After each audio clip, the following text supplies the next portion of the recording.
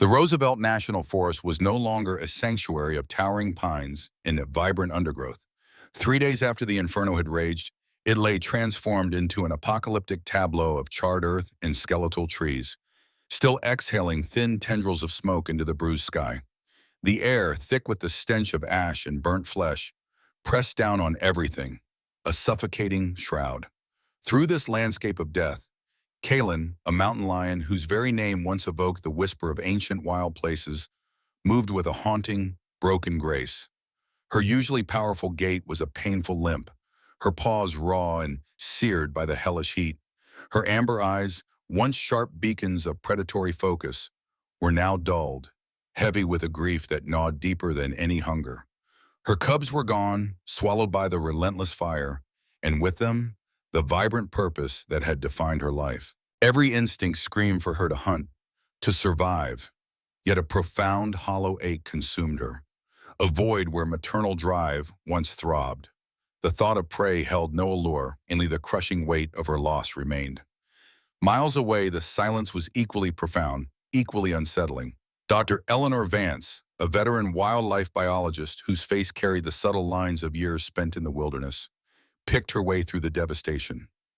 Beside her, Ethan Cole, her research partner, moved with a more detached pragmatism. The absolute stillness of the burned forest was a phantom limb. No bird song, no scurrying squirrels, only the muted whisper of wind stirring the ashes. It was a silence that felt less like absence and more like a void. Eleanor knelt, her gloved fingers sifting through a patch of blackened earth near what was marked as the fire's origin point. Her handheld spectrometer whirred softly, its digital readout displaying a complex array of data. Her brow furrowed. "Ethan, these readings, they're not quite right for a natural burn," she murmured, her voice barely audible above the faint crackle of distant embers.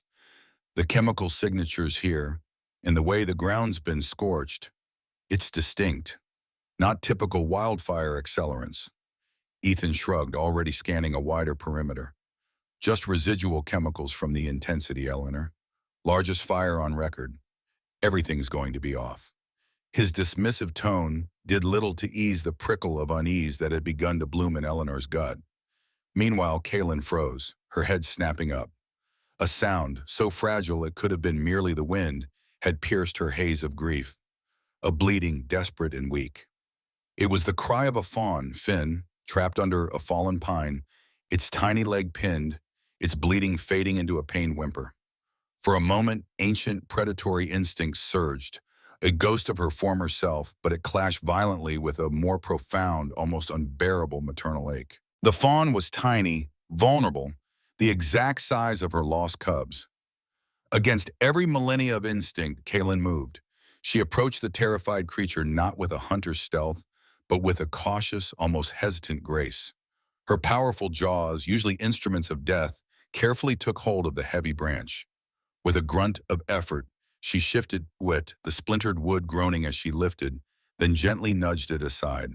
Finn, too weak, too young, and too traumatized to feel anything but the overwhelming presence of its impossible savior, watched with one trusting eyes as he was freed. Kaylin sank to the ash-dusted ground, circling the fawn protectively. Her scarred, aching body became a temporary shelter, a wall against the stark desolation. Finn, driven by instincts older than fear, nudged against her stomach, a soft, insistent search for milk. Kaylin didn't move, her breath coming in slow, measured puffs. She just watched, an impossible protector in a ravaged world. Unbeknownst to Eleanor, just a few yards from where Ethan had so casually dismissed her concerns, the soil sample she had just secured contained microscopic traces of a highly resilient, non-natural compound. It was something that simply should not exist in a wildfire, a silent anomaly waiting to be discovered. Back in the eerie quiet, Kaylin lowered her head, her rough tongue beginning to lick Finn clean, a slow, methodical rhythm against his soft fur. In the ashes of her shattered life, her broken heart found a fragile, yet undeniable new purpose. 3 weeks bled into the scarred landscape, and Kaylin achieved what millennia of evolution declared impossible. She learned to mother prey. The deep-seated, instinctual urge to hunt deer fought a constant, silent battle against the powerful maternal ache that Finn had reignited. Each sunrise was a testament to her victory, a daily defiance of her own nature. To protect him, she hunted only small prey, rabbits, rodents, under the shroud of night, consuming just enough to sustain herself before quickly returning to Finn. Her once robust body grew gaunt, a testament to her constant vigilance and the silent priority she placed on his safety above her own nourishment. Finn, meanwhile, was thriving under her impossible care. His fawn spots, once a stark declaration of his youth, had begun to fade, giving way to the rich, even brown of a maturing deer. More remarkably, he began to mimic Kaylin's stealth, her low-slung walk through the underbrush, her keen awareness of every rustle and shadow. He was learning predator skills no deer had ever possessed, an anomaly in the charred wilderness. Miles away, nestled in a makeshift field lab, Dr. Eleanor Vance and Ethan Cole reviewed the latest trail camera footage from a remote corner of Eagle Ridge. The screen flickered, revealing an impossible tableau. Kaylin, the mountain lion, meticulously grooming the young fawn, Finn, then settling beside him, her powerful body curved protectively, cuddling him against the biting night air. "This cannot be real, Ethan," Eleanor whispered, her scientific mind struggling to reconcile the impossible. Her voice was thin, laced with a wonder that bordered on disbelief. "Predators don't cuddle their prey. It defies every principle of biology we know." Ethan, ever the pragmatist, leaned closer, his brow furrowed. "The equipment must be malfunctioning, Eleanor. Or it's a fluke. A once-in-a-lifetime anomaly caught on a glitchy sensor." His dismissal was immediate, a reflex against the profound strangeness of the images. But despite her partner's skepticism, Eleanor felt an undeniable pull, a deep-seated need to understand this unprecedented interspecies bond. This wasn't a glitch, it was a phenomenon. She made the decisions. They would set up an extended observation mission, deploying more sophisticated cameras and sensors to document every facet of Kaylin and Finn's impossible relationship. While preparing the geological data for optimal observation points, Eleanor's focus shifted. As she cross-referenced the recent soil composition reports from other fire-affected zones within the Roosevelt National Forest, a pattern emerged. Recurring anomalies, chemical signatures mirroring those she'd found near the initial origin point, appeared consistently across the burn perimeter. Her initial findings, previously dismissed by Ethan, were now corroborated. These chemical markers, they're appearing consistently across the entire burn perimeter, Eleanor stated, turning her laptop screen to Ethan, the spectral analysis graphs stark against the dark pixels. "It suggests the fire wasn't just intense, it was fueled by something unnatural, something that doesn't belong in a forest." Ethan's face blanched. "That's a dangerous claim, Eleanor," he replied, his voice a low, uneasy murmur. "It implies manipulation." The word hung heavy in the air, thick with unspoken implications. Out in the wilderness, Kaylin continued her impossible task. She nudged Finn gently towards a patch of hardy, edible plants, purring softly when he successfully identified and ate them. This quiet act of teaching, of shared survival, further solidified the extraordinary bond that Eleanor's team was now unknowingly observing. Eleanor began to piece together a terrifying hypothesis. The fire's devastating scale, its unusual chemical signatures, the consistent anomalies, it all coalesced into a chilling possibility. The inferno might have been intentionally exacerbated or even started to cover up something far more insidious than a natural disaster.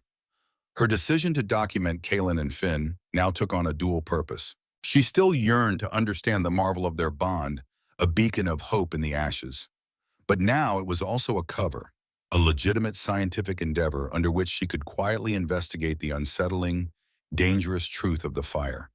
As the first sparse flakes of snow began to drift down, dusting the charred landscape in a thin layer of white, Eleanor prepared her team. Their mission now extended far beyond wildlife observation.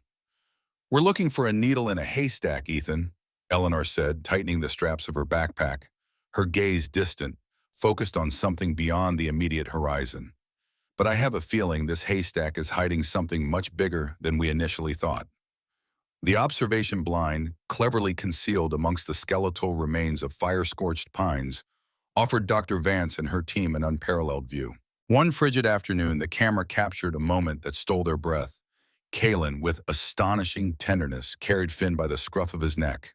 The fawn, too large for such an action to be natural, seemed to melt into her hold, trusting, vulnerable. It was an image of maternal devotion that transcended species, a raw, undeniable testament to their bond. As the weeks bled into the deepening chill of winter, Kalen's extraordinary patience was tested. The forest floor, now slick with ice and dusted with the first persistent snow, became a perilous obstacle course. Kalen nudged Finn, demonstrating how to place his hooves on the less treacherous patches of rock, patiently waiting as he learned to navigate the treacherous terrain. Her adaptation was incredible, her focus unwavering, every action a lesson in survival for the fawn. But the harsh conditions were taking their toll. Food, already scarce in the burned-out forest, became almost impossible to find under the thickening snow. Kalen's gauntness, once subtle, now became painfully pronounced. Her flanks were hollow, her ribs visible beneath her fur, a stark, invisible testament to her relentless self-sacrifice. She moved with a weary grace, her strength slowly ebbing away as she prioritized Finn's survival over her own. Watching her struggle through the telephoto lens, Eleanor felt an agonizing internal conflict. Her scientific training demanded distance, non-interference, yet her human heart ached with compassion. "She's starving, Ethan," Eleanor whispered into her recording device, her voice strained, thick with emotion. "Her body is failing to sustain him. This goes beyond natural selection. This is a slow, painful sacrifice." Ethan, ever the voice of caution, responded quietly from beside her. "We can't interfere, Eleanor. It could destroy everything we're trying to document. It's against every protocol we operate under." But Eleanor's moral compass was spinning wildly, pointing away from sterile data and towards a profound sense of responsibility. Driven by a deep conviction, she decided to break protocol. Under the cover of dusk, she carefully approached Kalen's den, placing a small, specialized, motion-activated camera. This wasn't just any camera, it integrated an advanced air quality sensor. Her intent was twofold: to gather more data on the environmental impact of the fire's strange compounds, and perhaps to find an indirect way to aid Kalen, to understand the true extent of the devastation impacting her. As she knelt, carefully concealing the device, her gloved fingers brushed against something peculiar embedded in a rock. She scraped away the ash and ice to reveal a partially melted metal shard, glowing faintly with an unnatural, almost phosphorescent residue. It was unlike anything she'd ever seen in the aftermath of a forest fire. Carefully, she collected it, her heart beginning to pound a frantic rhythm against her ribs. This, this isn't natural," Eleanor muttered, examining the shard with a portable magnifier. "This points to an industrial-grade material subjected to extreme, localized heat, temperatures far beyond a typical wildfire." Back in the blind, the readings from her newly placed sensor immediately confirmed her fears. Traces of a highly unusual compound, identical to the soil anomalies, spiked in the air quality data. The realization dawned on her with a chilling clarity. The fire wasn't merely amplified. It might have been orchestrated, a catastrophic inferno used to dispose of something, or perhaps it was the uncontrolled fallout of a highly unethical industrial operation. "We have undeniable proof now, Ethan," Eleanor stated, her voice trembling, not just with fear, but with a rising wave of grim determination. "This fire, it's a cover-up." The discovery brought with it a profound sense of personal risk. This wasn't just about science anymore. It was about exposing a dangerous truth. Yet her moral compass dictated she could not turn away. Miles away, Kalen lifted her head, her amber eyes scanning the darkening shadows. She sensed something new in the forest, a different kind of threat beyond natural predators and the crushing weight of hunger. It was an unnatural disturbance, a lingering wrongness that prickled at her heightened senses. Eleanor knew with a cold certainty that exposing this truth would put her career, and quite possibly her life, on the line. But the cold, hard evidence, coupled with Kalen's extraordinary, impossible act of love and sacrifice, compelled her forward. There was no turning back. As winter tightened its grip on the scorched forest, Kalen's protective instincts intensified, sharpened by the scarcity and the growing unease she felt in the air. Her behavior was no longer just instinctual. It was intelligent, almost organized. She moved with a calculated precision to safeguard Finn from the brutal cold and the growing unseen threats. She strategically utilized the scarred landscape, carving out sheltered routes through snow-drifted gullies and beneath the skeletal remains of fallen trees. She even created subtle warning signals, a low, guttural rumble or a specific flick of her tail, teaching Finn complex evasive maneuvers, training him to freeze or flee at her command. Back in the lab, Dr. Vance plunged into the analysis of the metallic shard in the sensor data. The compound wasn't merely an accelerant, it was a sophisticated synthetic agent, highly potent, designed not only to fuel an inferno, but to rapidly decompose, leaving minimal traces. It was, Eleanor realized with a sickening lurch, a perfect tool for an orchestrated disaster. The implications were staggering. This wasn't an accident. This was a deliberate act, almost certainly perpetrated by a powerful corporation or a shadowy governmental entity, carefully concealed under the guise of a natural disaster. Her focus broadened beyond the wildlife. Eleanor began meticulously documenting potential threats, not just natural ones. She noted the increasing frequency of strange, unmarked vehicles on the access roads that snaked into the supposedly restricted burn areas. Distant, unexplained lights flickered at night, far from any legitimate work crews or emergency services. A cold dread began to settle in her bones. "Our equipment is malfunctioning again, Eleanor," Ethan reported, his voice tight with frustration. "Several cameras in Sector Gamma are down. It seems too coincidental." Eleanor examined the malfunctioning cameras herself. The damage wasn't from animals. It was too precise, too deliberate. Faint tool marks, disturbed snow that wasn't disturbed by paws, subtle signs of tampering. Her gaze met Ethan's, grim and knowing. "They're watching us, Ethan," she stated, her voice barely a whisper, "trying to blind us, to keep us from seeing." The risk was no longer theoretical. Someone, powerful and ruthless, was actively trying to suppress her investigation. The hairs on the back of her neck prickled. Kaylin, oblivious to the human intrigue but acutely aware of the shifting energies in her world, used her keen senses to lead Finn through a treacherous, ice-choked gorge. She moved with careful grace, her body a shield, her low purrs vibrating through Finn, reassuring him, a sound filled with an almost human gratitude for his unwavering trust. Her organized protection of Finn now extended to an intuitive awareness of human presence. She subtly veered away from trails that showed fresh boot prints or the faint scent of unseen vehicles. Her senses honed to a new, more dangerous kind of threat. Then the chilling confirmation arrived. An anonymous email, a sterile, dispassionate message that somehow felt colder than the winter air outside. The subject line was blank. The body read, "Some truths are better left buried, Dr. Vance. For your own safety, cease your ecological investigation." The direct threat, rather than intimidating her, solidified Eleanor's resolve. There was no turning back now. The truth about the fire and the inspiring, impossible story of Kaylin and Finn must come to light. "We're getting too close, Ethan," Eleanor acknowledged, her voice tight, a steel edge beneath the fear. "But we can't stop, not now."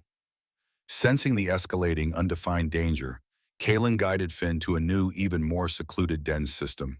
A labyrinth of snow-covered boulders and hidden caves, far from any human intrusion. It was a place only a creature of the wild could ever find, a final sanctuary.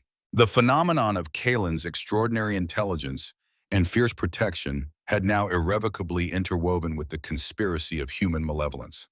Both narratives were converging, drawing closer, forcing Dr. Vance to continue her desperate, dangerous search for the truth. If you've been following Kaylin and Finn's incredible, impossible story and the chilling conspiracy Dr. Vance is uncovering, then you know the stakes couldn't be higher. We're at a critical turning point now, where every move could mean the difference between life and death, between truth and total cover-up.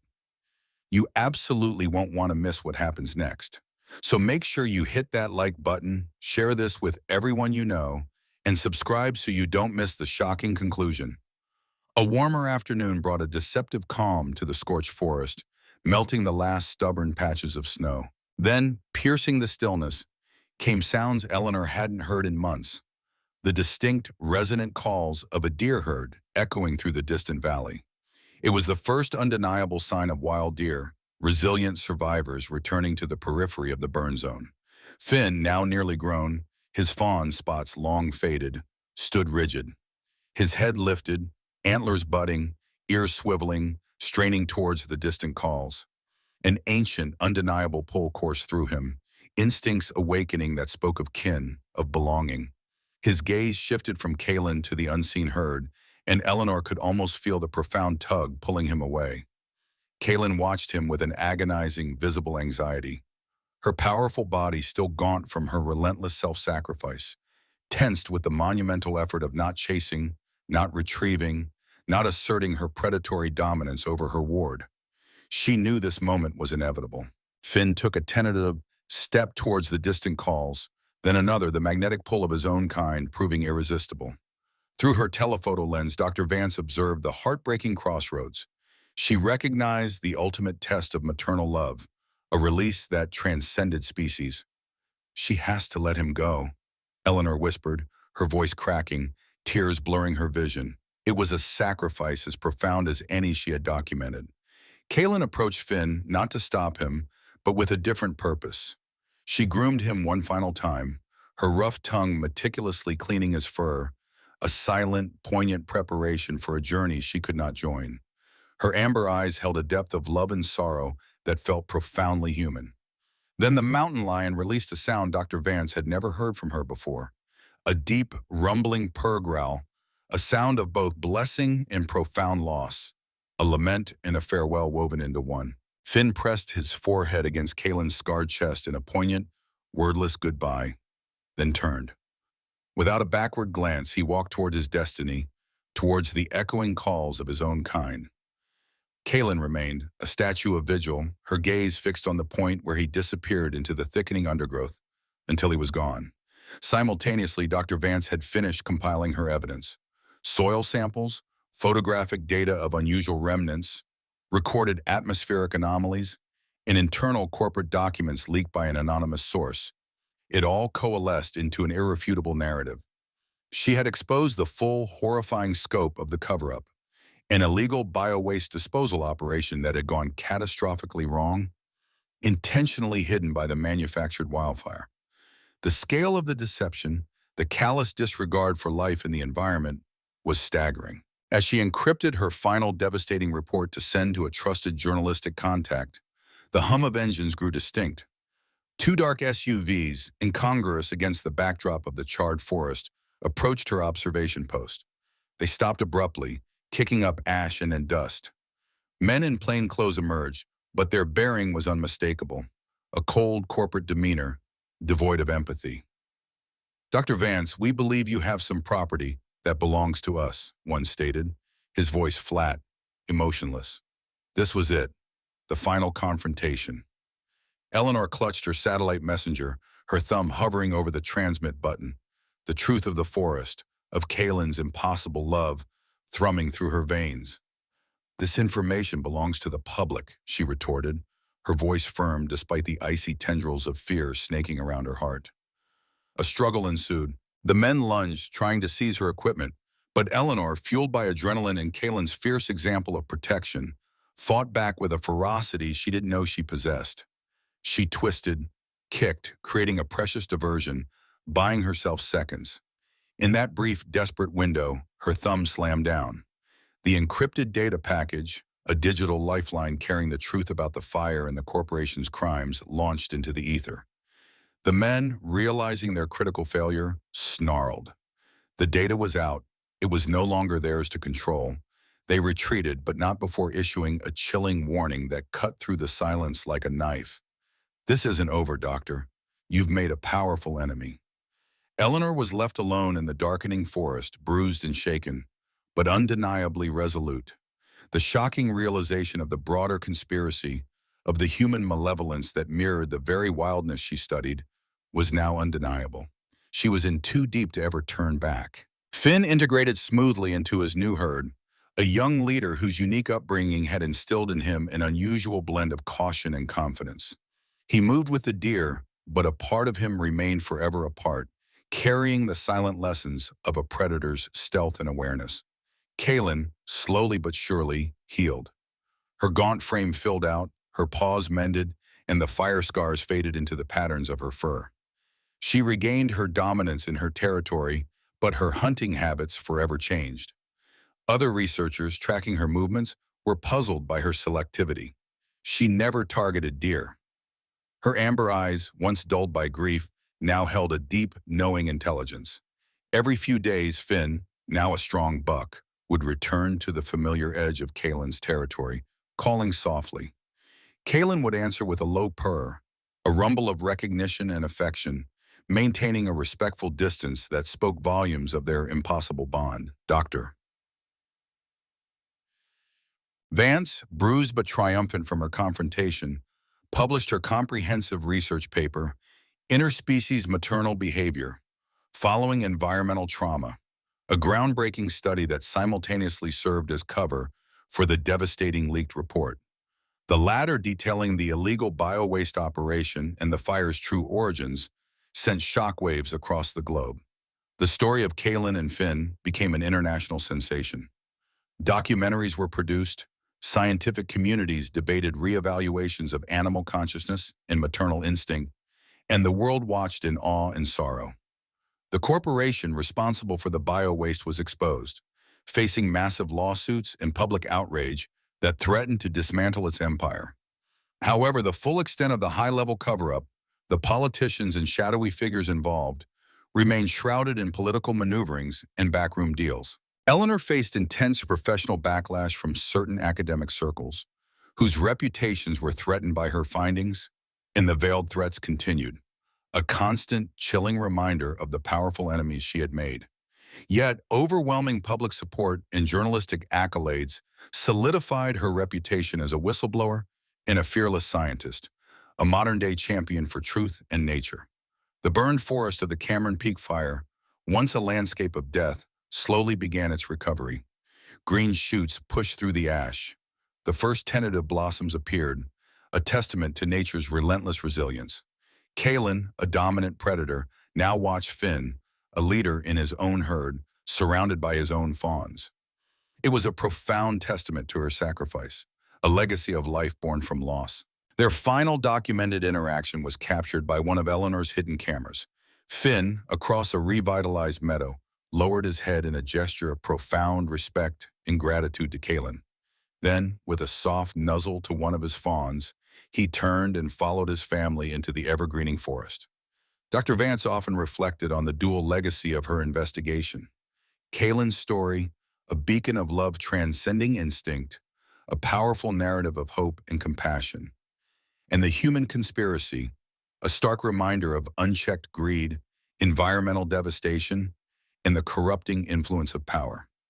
The perpetrators of the cover-up largely escaped the harshest penalties, leaving a lingering shadow of injustice, a stark realization that powerful forces continue to operate outside accountability, their whispers echoing in the quiet places of the world.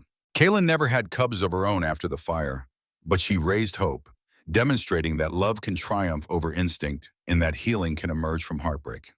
Dr. Vance, though scarred by the confrontation, continued her research, now with an added vigilance, forever seeking the hidden truths lurking beneath the surface of the natural world. The mountains remembered not just the fire, but the mountain lion who chose compassion, and the scientist who risked everything to expose the dark secrets hidden in the ashes.